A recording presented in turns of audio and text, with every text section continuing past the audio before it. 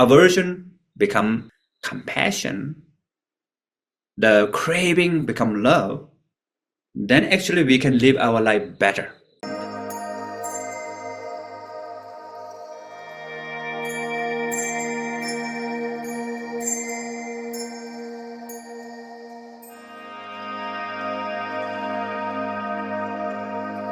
In the heart of ancient Japan, there lived a wise and enlightened man called Hakuin.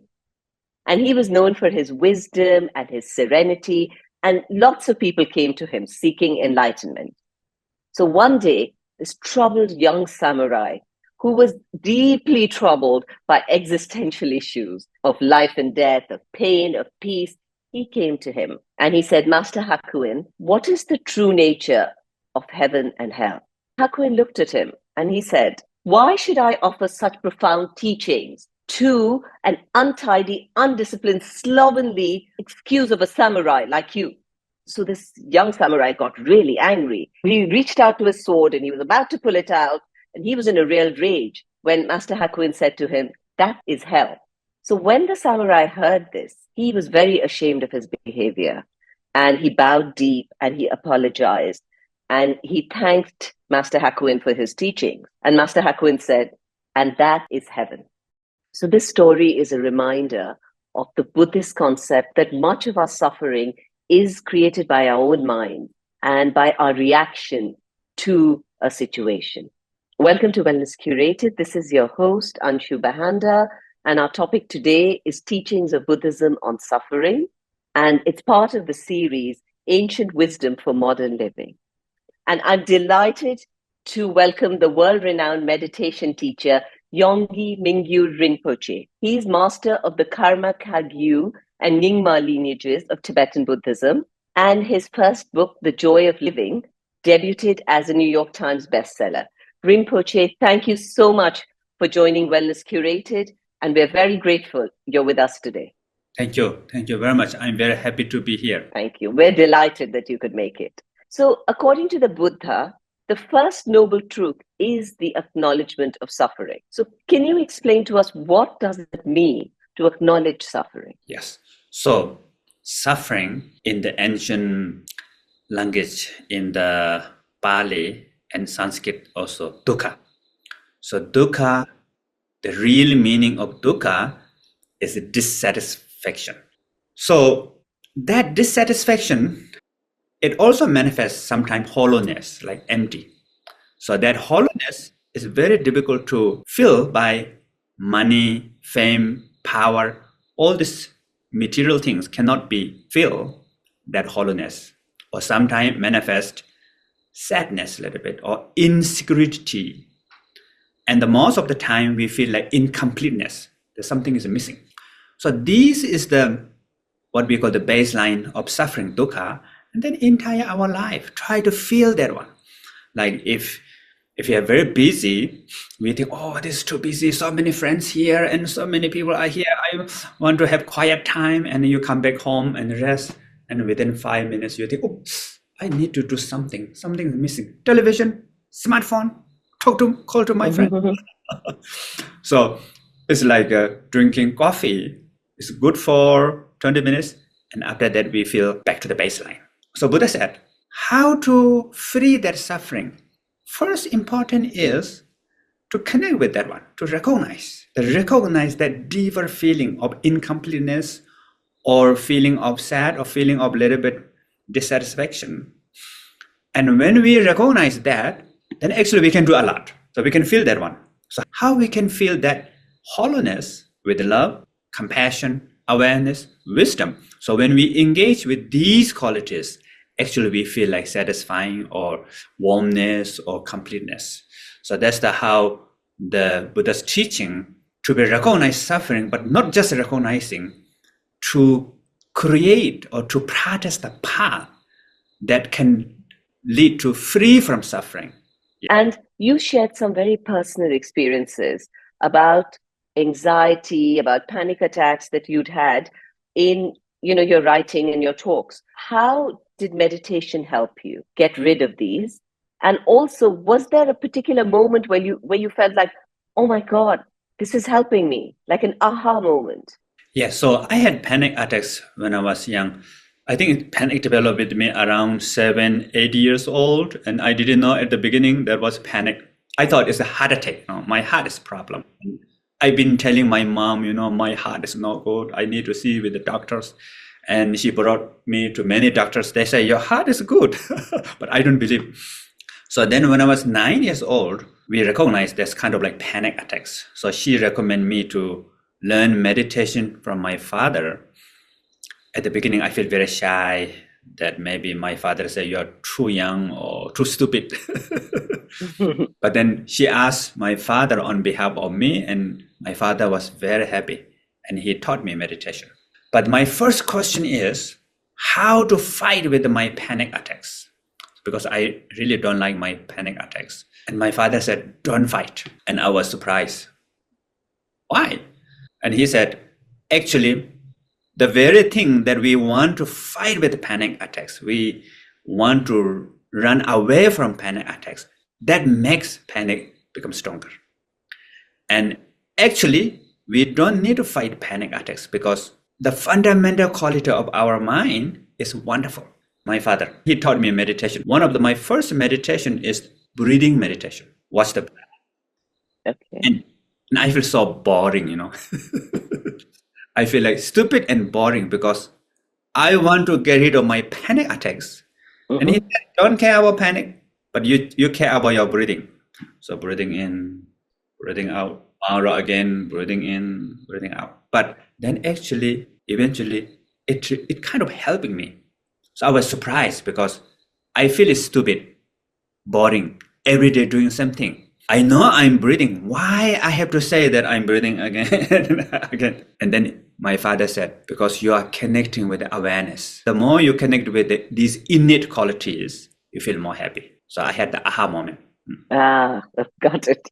So Rinpoche, this is going to really help the young people. There's a lot of panic attacks. There's a lot of anxiety amongst the youngsters. And a lot of people say it's because of their involvement in the digital world, because of the social media space, the internet space. And then there is another school of thought where they say that it could be because this generation is so in touch with their feeling. I'd love to know your thoughts on this in the Buddhist context. There are so many factors in Buddhist context, what we call, if we want to grow a flower, we have to have soil, water, sunlight, oxygen, fertilizer, seed. So everything has pieces and they interconnect each other, what we call interdependent. So there's no one answer for everything. It depends on the circumstances, so many different things. For me, the most important for me is the more we connect with the innate quality, like we have this awareness, love and compassion, and the wisdom, then we feel more happy. We feel more resilient. For example, if you help others, if we do social work, we feel very happy, deeper level. We feel like that is me, or feel like coming home, or feel like we did something right. Why we feel like that? Because we are connecting with our innate quality. And same with the wisdom. So for me, try to connect with the awareness, love and compassion, wisdom. I think it really helps. So as we're talking about resilience, how can the concept of impermanence help us develop a resilient mindset in this very fast-paced world that we're living in? So what we call let it go, but don't give up. Okay. So that's the wisdom comes. So wisdom meaning knowing the reality as it is. So what is the reality? Change. Reality is like what we call our life is like wave of the ocean, always go up and down. Or it is like stock market, go up and down. Wisdom meaning to accept that. Accept our life is up and down. Then we know how to let it go. But letting go is not the giving up. For example, like if we are going somewhere and then in the end we reach the dead end, there's a huge wall in front of us. Then what should we do? So one choice is, this is our normal way. I need to go through this wall and bang our head to the wall. I need to go through. I go through this, or we give up. So this is and no hope, and on my life, I cannot do anything. So normally we do these two things. But then if we try to learn impermanence, if we learn how to let it go, then maybe we cannot go through this wall. That's true. We need to accept that. No matter how you bang your head to the wall, it damages your head, you cannot go through the wall. But it doesn't mean that you cannot cross the wall. There's so many different possibilities. Maybe just look around, staircase, and you go up and then put other side, or use rope, or rope climbing style, or maybe go to the right side, left side. Impermanence means full of possibility, potential. There's which and ways that new opportunities, new doors that we don't see normally. If you're not letting go, not accept the reality as it is, if we just fix with our own belief idea. So therefore, impermanence meaning accept, it's changing. And let it go, but don't give up. That was absolutely wonderful. Thank you. So Buddha also said that pain is inevitable, but suffering is optional. And the whole concept of nirvana in Buddhism, which is the cessation of suffering, is also, a very important concept. So how can we shift our perspectives so that suffering, or dukkha, as you call it, becomes a choice? So when we connect with the awareness, love, and compassion, wisdom, and there's a lot of choice there. For example, this is just small example. If you are angry, or maybe hatred, or maybe sad, or these things, emotion comes, then maybe we want to get rid of it. We want to change. And normally not so easy, because our mind does the opposite. For example, when we tell ourselves, don't think about pizza, what will happen? We think about pizza more. No pizza, more pizza will come. Or another, what we call craving. For example, in the night, we want to sleep early, because tomorrow I have a lot of work. I need to sleep early. I need to sleep. What happened? Sleep disappears. So these two things, one is aversion, one is craving, and that is the causes of suffering. And that is not just pizza and the sleep. Everything about our life, with the relationship, with the work. So now how we can free this suffering? Small example is, if you are angry, the first important is just catch that you're angry. Oh, I'm angry. You don't need to say, hey, anger, keep quiet. Or you don't need to listen to anger. Just, oh, I'm angry. So when we are angry or the hatred comes, 2 or 3 seconds, if we just catch that one, there's a choice. Mm-hmm. And that is more powerful than saying, no anger, I will not angry, I will not angry 100 times. And then next, once you catch that one, then there's so many techniques. You can connect with the breathing. Let anger come, let anger go. Or let worry come, let worry go. Or let pizza come, let pizza go. But mind, be with the breath. You should not fight with the pizza, but not totally follow with the pizza. You come back to the breath, back to the breath. So then what we are learning is, if you let pizza come, so you're letting go of aversion. But you're not totally lost. You are being present with the breathing, so you're letting go of craving. So then these craving and aversion, based on ignorance, is the causes of suffering. And that three slowly dissolve. Then that is what we call nirvana. So Rinpoche, just to understand this more, the worry, you're saying let it come, catch it, focus on your breath, and that will help you let it go. Yes. So first you worry, you just recognize, oh, I'm worrying. Maybe you can say, worry is just thought. Worry is not me. Just recognize that. And then just watch the breathing and let worry come, let worry go. Our mind cannot stay with the breathing too long. Just few seconds, we forget the breath again. It's okay. Come back to the breath. I will try it. Next time I'm worried about something, I'm going to try your breathing technique. So in your best-selling book, The Joy of Life, you worked with a number of neuroscientists and physicists, because you've done scientific research and meditation. Can you share some simple and effective techniques that we can use to help us cultivate joy and gratitude in our lives? Yeah, so I've been like guinea pig since 2002. So I went to many laboratories. They put me in fMRI machine, EEG, and then there's a hot, kind of like hot water watch, kind of like while I'm meditating. And there's a lot of experiment try to trigger like emotion, fear, like that. What they found is not only me, there are many other long-term meditators that the mind become pliable, walkable. Normally, our mind does the opposite, right? As I mentioned before, no pizza, more pizza will come. I need sleep, sleep disappear. But the meditators' mind become more pliable, walkable in the brain. Many part of the brain works together. And even while not meditating, what they call the baseline meaning we are happy or not happy, there's some baseline. And that baseline cannot change by like even winning lottery or marriage or suddenly successful. All this change for a few years or few months, then come back to the baseline. But through meditation, even you are not meditating, the baseline is improved. So what are the techniques that we do? So one is the breathing meditation that I just mentioned. And the second is compassion. So this compassion is to first understand that we all have this wonderful quality within us, and not just you, everybody has it. And then you wish that these wonderful beings, everybody by nature is wonderful, may all of them be happy and have the causes of happiness. May all beings free from suffering and the causes of suffering.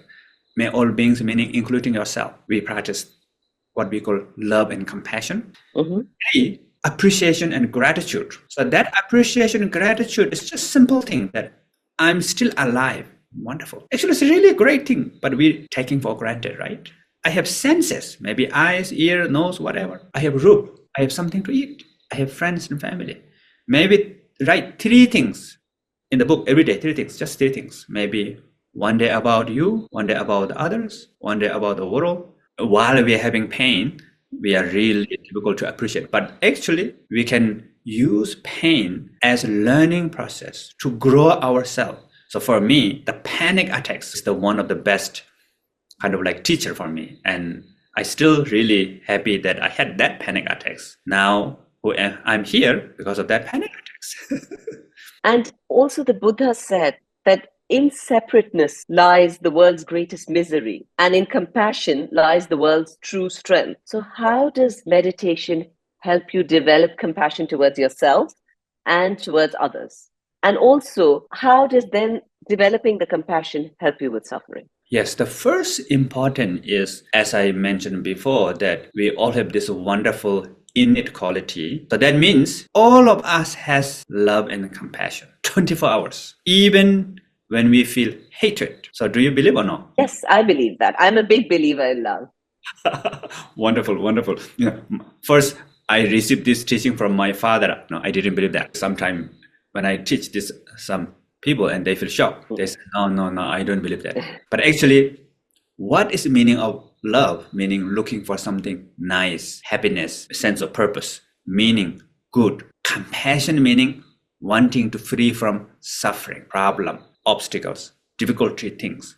So this both maybe to you, maybe to others. For example, right now, maybe some of you watching this video. Why? Because you're looking for happiness. Each eyes blink is looking for happiness. Each breathing also looking for happiness. So even unconscious level, we are looking for happiness. Not just body, all the thought process, emotion, everything looking for happiness to avoid suffering. So that is the innate love and compassion with us all the time. But this innate love and compassion filtered by ignorance. Then the love become craving, compassion become aversion and craving, and then become cause of suffering. So I think how to develop this love and compassion. First, we need to see this in yourself, this innate quality. Just recognize. Maybe try now. Maybe you might have love and compassion, all of you. Even you try, that is love. And you might feel, I think I cannot feel it. That is compassion. Maybe you change your posture, try to keep relax, that is also love. Then we see these others, maybe first with your friends, family members, someone that you like, think about them. They are also same as us, wish to be happy, don't want to suffer, and you wish may he or she have happiness and the causes of happiness. So there's a love. May he or she free from suffering and the causes of suffering. You also talk a lot, even in your talks and your writing, about what you just mentioned, aversion and craving. Tell us a bit more about that. Do we all go through that regularly all the time in our life? Yes. Normally, we all have aversion and a craving. Without aversion and craving, we cannot survive. Of course, aversion has also a lot of wisdom in it, a lot of compassion in it. Craving has also love, all these things. But then it's become too much, become problem. So normally what we need to transform the nature of aversion and craving. Aversion become compassion. The craving become love. Then actually we can live our life better. So sometimes what we call, if I don't have attachment and craving, I cannot live my life. Normally it's true. But then if we transform, recognize the deeper level of feeling of love and compassion, then it's become wisdom. Wisdom, love and compassion, awareness help our life better and become more peaceful, more meaningful, and also become more successful, I think. I grew up in India, and I grew up with a lot of stories about Buddhism. There's a lot of parables and stories involved. For centuries, there have been really interesting stories. Tell us your favorite story about Buddha's teachings on suffering. Oh, on suffering, one of my favorite story is Buddha was in the palace in the Kapilapastu, now in Nepal. So Buddha has this question: what is the meaning of life? Where all these things comes from? Who am I? So the sense of something is missing. Really kind of like a hollow incompleteness, dissatisfaction. Though he has a luxury life, and the father and the kingdom, they try their best to please him. But then he has this question. And one day he left palace, look for this answer. He cannot find it. And he thought, okay, now I should practice. And he sat next to river for 6 years of rigid meditation. Although he got so many meditation experiences, but still didn't get answer. Then in the end, he let go of study, let go of meditation. Be as it is. Be just natural. Then something is coming together. So then he found what we call the middle way. Not too tight, not too loose. Be with the reality as it is. So then he went to under Bodhi tree and he got enlightened. Lovely. Thank you so much for your wisdom and for taking the time out to be here with us and for your profound teaching. Thank you. Most welcome. And I'm very happy. Thank you very much. So before I leave you today, I'd like to share an exercise with you. It's called the 5 Remembrances Practice. And it's a really lovely exercise. It's based on reflection in Buddhism. It's meant to help you cultivate a deeper understanding of life's nature and to encourage living with mindfulness and compassion. So please go find yourself a comfortable place where you won't be disturbed. Sit in a comfortable position with your spine straight but relaxed. So make sure you're relaxed. Now begin by taking 3 deep breaths, focusing on the sensation of the air entering your nostrils and leaving your nostrils. Allow your mind to settle and your body to go into a deeper and deeper relaxation with each exhalation. Now slowly contemplate each of the following truths. I am of the nature to grow old. I cannot escape growing old. I am of the nature to have ill health. I cannot escape having ill health. I am of the nature to die. I cannot escape death.